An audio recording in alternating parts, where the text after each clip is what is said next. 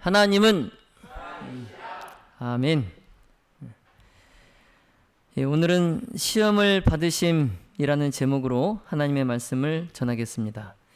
우리 주제 성경절 하나님의 말씀 히브리서 4장 15절의 말씀을 함께 보겠습니다. 히브리서 4장 15절 말씀입니다. 우리에게 있는 대제사장은 우리의 연약함을 동정하지 못하실 리가 아니요 모든 일에 우리와 똑같이 시험을 받으신 이로되 죄는 없으시니라. 아멘. 예수님께서 이 땅에 인간으로 오셔서 우리와 같은 인간으로 오셔서 출생부터 성장 과정까지 완전한 인간의 모습에 순종함을 보여주셨어요. 예를 들자면 예수님께서 인간으로 오셔서 우리와 같이 할례와 침례를 받으신 것, 이것은 그만큼 예수님의 철저한 인간으로서의 완전한 순종의 모본을 보여주는 것입니다. 특히 이제 예수님께서 우리가 침례를 받으신 것, 우리가 지난 시간에 살펴보았듯이 예수님께서 침례를 받으신 것은 그분이 회개해야 할 죄가 있어서 또 씻어야 될 죄가 있어서 침례를 받으신 것이 아니라 죄가 없으신 분께서 우리에게 하나님께 순종하는 태도를 보여주기 위함으로 침례를 받으셨어요. 그래서 예수님께서 침례 후에 광야에서 시험을 받으신 것도 바로 이런 목적에서였습니다. 그래서 복음서는 마태복음 4장 1절에 예수님께서 성령의 충만함을 입어 요단강에서 돌아오사 성령에게 이끌리시어 광야로 가셨다라고 기록하고 있습니다. 자, 그런데 마가는, 제자 마가는 이 장면을 다른 제자들보다 더 의미심장하게 기록하고 있어요. 그래서 우리 마가복음 1장 12절 13절 말씀을 한번 찾아서 보겠습니다. 마가복음 1장 12절로 13절에 성령이 곧 예수를 광야로 몰아내신지라. 좀 다르죠, 표현이. 광야에서 40일을 계시면서 사탄에게 시험을 받으시며 들 짐승과 함께 계시니 그랬어요. 여기 12절에서 성령이 곧 예수를 광야로 몰아내신지라. 어떤 느낌을 받습니까, 여러분? 어떤 느낌을 받으세요? 예수님께서 시험을 자청한 것이 아니라는 느낌을 받으시죠? 이 시험, 광야에서 예수님께서 사탄에게 받으신 이 시험이 자청해서 받은 시험이 아니라는 것을 우리가 느낄 수 있어요. 그래서 이 구절에서 몰아내셨다, 몰아내셨다. 자, 이 표현은 강한 어조입니다. 강한 어조예요.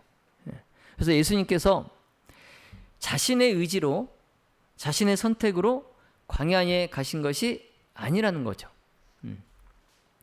성령의 강력한 인도에 따라서 광야에 가셨다라는 의미입니다. 다시 말씀드리면 예수님께서 시험을 자발적으로 선택했거나 원하신 것이라기보다는 하나님의 뜻에 따라서 성령의 인도에 순종하셔서 광야로 가셨다라는 거예요. 자, 그러므로 예수님은 이 시험이 자신의 사역과 또 인류를 구원하기 위한 중요한 과정임을 알고 계셨기 때문에 이것을 받아들이셨다라는 거예요. 이 시험 당하시는 것을 받아들이셨다는 거죠. 자, 그런 이유로 예수님은 광야에 홀로 계셔서 자기의 사명과 자신의 그 앞으로 펼쳐질 사업을 묵상하시기 위해 광야로 가신 겁니다. 그런데 그곳에서 예수님은 이제 금식과 기도로 자신이 앞으로 걸어가야 할 그 피 묻은 길을 위하여 완전히 자신을 무장할 것이었습니다. 예. 자, 그런데 반면에 사탄은 예수님께서 광야로 가신 것을 알았어요. 그래서 이번에야말로 예수님에게 그가 접근해서 예수님을 무너뜨릴 절호의 기회다라고 생각했어요. 사탄이. 자, 이 광야에서 세상을 위한 빛의 임금과 또 흑암의 나라의 임금과의 아주 중대한 투쟁이 벌어질 것입니다. 예. 왜냐하면 이제 사탄은 태초에 사람을 유혹하여서 범죄하게 만든 후에 이 지구를 자기의 것이다라고 주장해 왔어요. 예. 그리고 이제 이 세상의 임금으로 자신을 이 세상의 임금으로 자칭했습니다. 예. 자, 그래서 사탄은 우리 인류의 시조 아담과 하와에게 자신의 그 성질을 성향을 본받게 한 후에 이 지상에서 자기의 나라를 세웠다라고 생각했어요. 그래서 이 나라는 이 지구는 나의 것이다. 사탄이 그렇게 생각을 했어요. 자, 그래서 이제 세상의 통치권이 누구에게 있어요? 자기 자신에게, 사탄인 자기 자신에게 있다라고 주장을 하고 있습니다. 이 지구의 통치권은, 사람에 대한 지배권은 나에게 있다. 사탄이 그렇게 주장하고 있어요. 자, 그런데 이제 그리스도께서 사탄의 그런 주장을 반증하기 위해서 이 땅에 오셨어요. 사탄의 그러한 주장을 반증하시려고. 그래서 예수님은 인자로서, 사람의 아들로서 하나님께 끝까지 충성함으로 사탄이 인류에 대한 그 완전한 지배권을 가지지 못했다. 이것. 그리고 세상이 자기의 것이다 라고 주장하는 그 사탄의 주장이 허위다라는 것을 앞으로 증명하실 것입니다. 자, 그러면 아담이 죄로 말미암아 잃었던 이 통치권은 어떻게 될까요? 예수님으로 말미암아 회복될 것입니다. 이 지상의 통치권이 예수님에 의해서 다시 회복될 거예요. 그런데 이제 사실 에덴에서 뱀에게 내가 너로 여자와 원수가 되게 하고 너희 후손도 여자의 후손과 원수가 되게 하리라. 이 하나님의 선언이 있은 후에 사탄은 자기가 세상에 대한 절대적인 통치권을 갖지 못했다는 것을 알고 있었어요. 이미 그때 사탄은 이 세상에 대한 통치권이 자기에게 없다는 것을 알고 있었는데 그냥 이 지구와 사람에 대한 그 통치권을 자기의 것이다 라고 주장하기 위해서 그 각 시대마다 사람들의 그 눈을, 영적인 눈을 멀게 하여서 예수님께서 이 땅에 강림하실 때 그 예수님을 사람들이 거절하도록 만들었어요. 그리고 이제 때가 되어서 예수님께서 이제 이 땅에 탄생하셨을 때에 이제 사탄은 예수님이 자기의 그 통치권을 반박하기 위해서 하나님의 아들이 사람으로 이 땅에 오셨다 그 사실을 보고 아주 그냥 두려움에 놀라움에 또 앞으로 있을 그 일에 대한 염려로 아주 사탄이 숨이 막힐 지경이에요. 왜냐하면 사탄은 이미 그리스도께서 하늘에서 어떤 지위를 가지고 계셨는지를 잘 알고 있었기 때문에 비록 인간의 몸으로 오시지만은 하늘에서 그리스도께서 어떤 지위에 계셨는지 그가 잘 알기 때문에 예수님께서 이 땅에 오셨다는 그 사실만으로도 사탄은 이제 염려가 되는 거예요.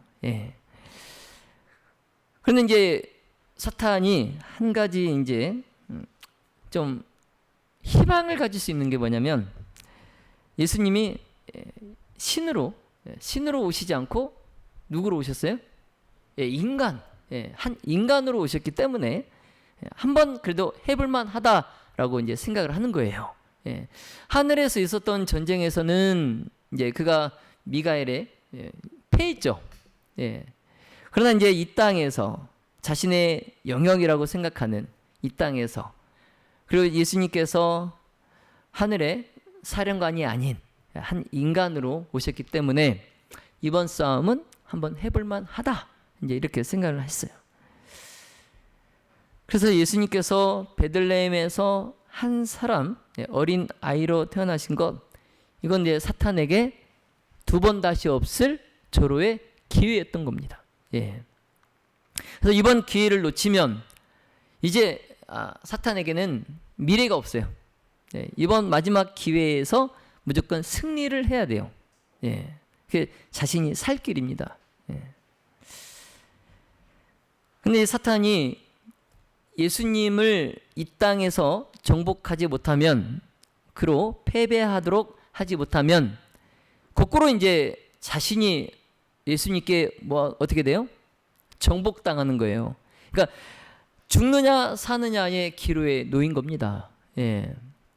예수님이 죽으면 자기가 살고, 예수님이 죽지 않으면 자기가 죽는 거예요. 둘 중에 어느 한쪽이 죽어야 끝나는 싸움이에요. 이 자기 목숨이 걸린 중대한 싸움을 사탄이 하늘에서 자기를 추종했던 그 악한 천사들에게 이 싸움을 맡길 수 있을까요, 없을까요? 지금 누구의 목숨이 달렸는데, 지금 자기의 목숨이 달렸기 때문에 이 예수님과의 투쟁, 싸움을 자기 그 수하의 그 천사들, 악한 천사들에게, 타락한 천사들에게 맡길 수 없는 거예요. 그래서 이 싸움만큼은 직접 자신이 나섭니다. 아담과 하와에게 했던 것처럼. 그래서 아담을 타락시켰던 것과 같은 그 시험으로 예수님께 접근해요. 그런데 시험은 이제 아담이 당했던 시험과 같은 것이었지만, 예수님께 이 시험은 아담과는 다른 조건이었어요. 왜냐하면 지금 예수님은 아담의 인격보다 현저하게 퇴보된 우리와 같은, 오늘날 우리와 같은 그러한 인성을 갖고 계신 조건에서 사탄의 그 시험을 받는 것이기 때문에, 아담이 유리합니까? 예수님이 유리합니까? 사탄의 시험 임하는 것에 있어서 누가 유리했어요? 아담이 유리했죠.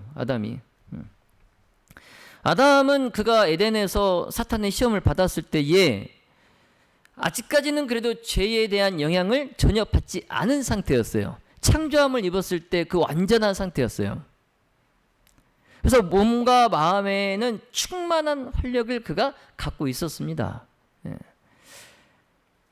그래서 날마다 아직 타락하기 전이기 때문에 하늘의 천사들과 교통하고 있었어요. 영적인 생활을 했어요. 자, 그런데 예수님은 어떻습니까?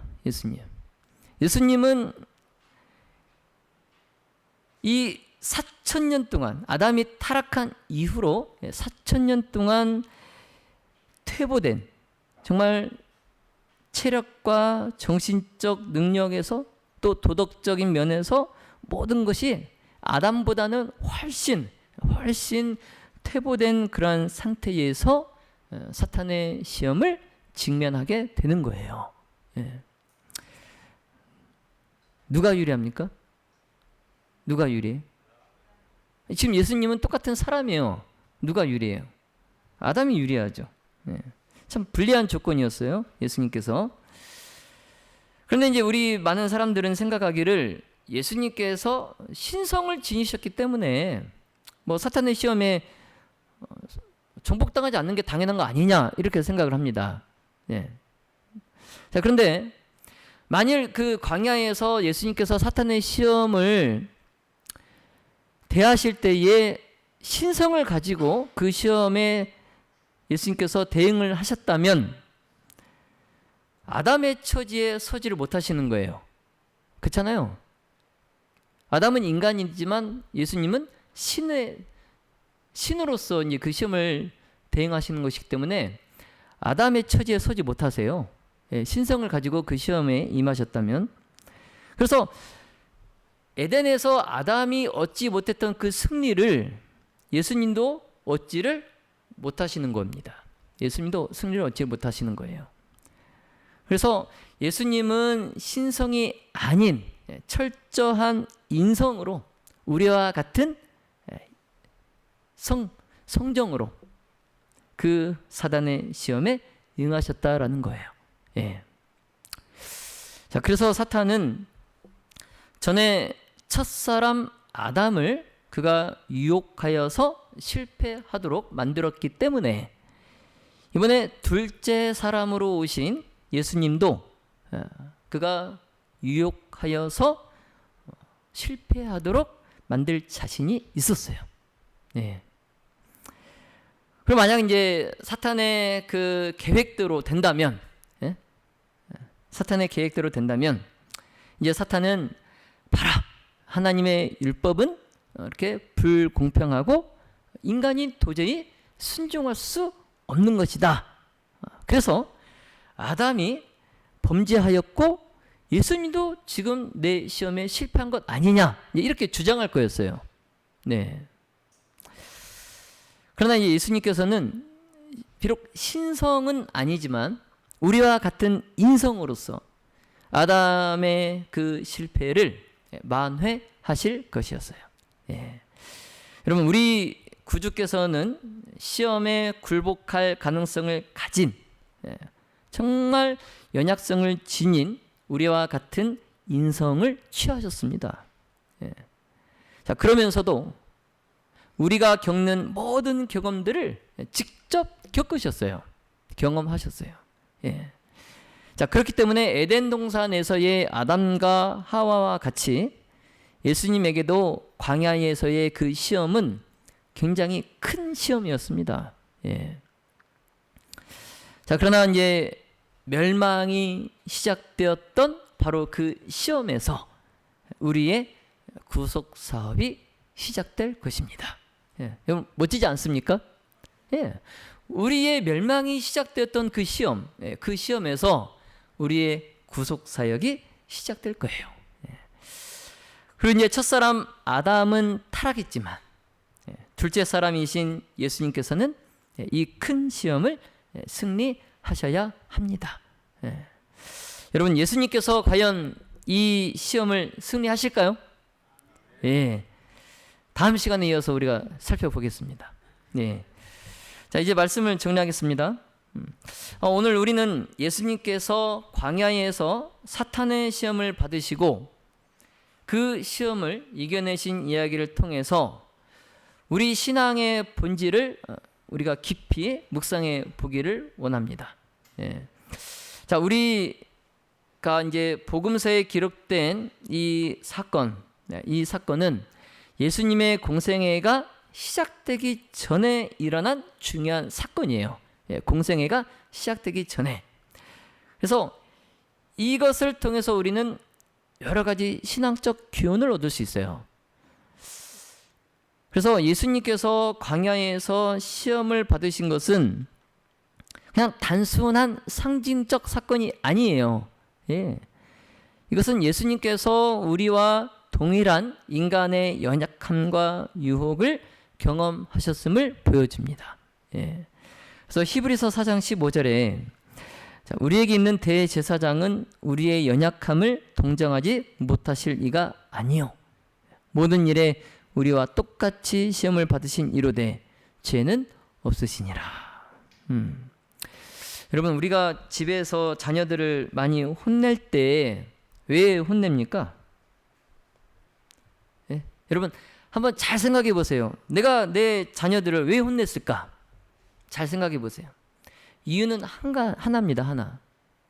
뭐냐면 나는 안 그랬는데 너는 왜 그러냐 이거죠. 그렇잖아요. 나는 안 그랬는데 이 녀석은 지금 내가 안 했던 것을 지금 하고 있어요. 그러니까 혼나는 거예요. 예. 근데 내가 그 나이 때, 내가 그 어렸을 때 시대와 지금 내 자녀가 지금 살고 있는 이 시대하고는 너무 많은 세상의 변화가 있어요. 그렇죠? 문화 차이도 있고. 근데 그걸 내가 이해하지 못하는 거예요. 예. 그래서 지금 내 아이도 내가 40년, 50년 전에 내가 저만한 나이 때 했던 그런 행동을 하기를 바라는 거죠. 예. 그런데 그렇게 행동하지 않고 엉뚱한 행동을 하고 정말 말을 듣지 않을 때에 내가 자녀를 보면 화가 나고 혼내는 거죠. 이해하지 못하는 거예요. 예. 자, 그런데 예수님께서 여기 말씀처럼 우리의 연약함을 동정하지 못하실 이가 아니란 이 말씀. 이 말씀은 예수님이 우리와 같은 육신을 입고 오셔서 우리가 당하는 모든 시련과 괴로움과 어려움과 슬픔과 기쁨, 모든 감정들을 직접 하셨기 때문에, 체험하시고 경험하셨기 때문에 우리를 동정하시는 대제사장이라는 거예요. 만약 예수님께서 신성으로 이 땅에 오셨다면, 하늘에서와 같은 그런 신으로 이 땅에 오셨다면 과연 우리의 연약함을 동정하실 수 있을까요? 너는 왜 자꾸 죄를 짓냐? 이러실 거 아니에요. 그렇죠?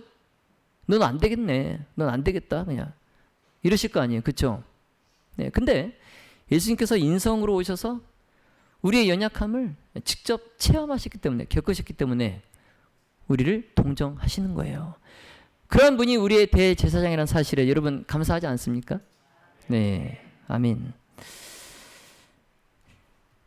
여러분, 우리가 예수님께서 우리와 같은 인성으로 시험을 당하신 것, 그것으로 우리가 얻을 수 있는 교훈은 첫 번째, 시험을 두려워하지 말라는 거예요.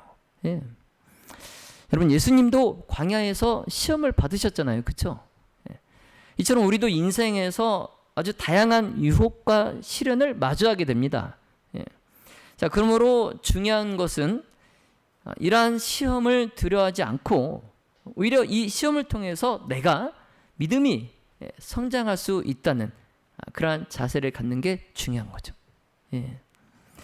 자, 두 번째 신앙적 교훈은 하나님의 말씀에 의지하라는 거예요. 예. 예수님은 각 모든 시험에 하나님의 말씀으로 응답하셨어요. 말씀으로. 그래서 우리도 예수님처럼 시련 속에서 하나님의 말씀을 기억하고 그 말씀을 통해서 우리의 길을 인도받아야 됩니다. 예. 이제 마지막 우리가 예수님의 승리를 본받아야 된다라는 겁니다. 예수님의 승리를 본받아야 된다. 우리는 예수님께서 사탄의 모든 유혹을 이기신 것처럼 우리도 그리스도 안에서 뭐 할 수 있어요? 승리할 수 있어요. 승리할 수 있어요. 여러분, 예수님께서 광야에서 사탄의 시험을 이기신 이 사건은 우리에게 이처럼 깊은 신학적 의미와 실천적 교훈을 줍니다. 예.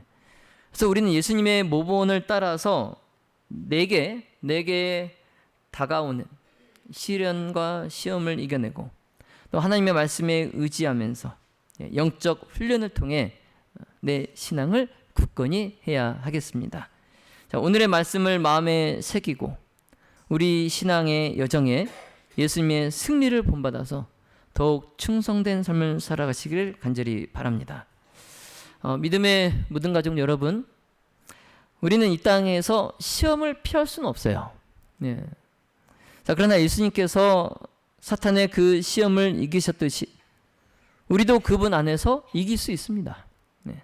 자, 또한 시험은 우리를 넘어뜨리려는 사탄의 전략이지만 하나님은 그것을 통해서 우리를 단련시키시고 더 강하게 하시고 믿음의 열매를 맺게 하십니다.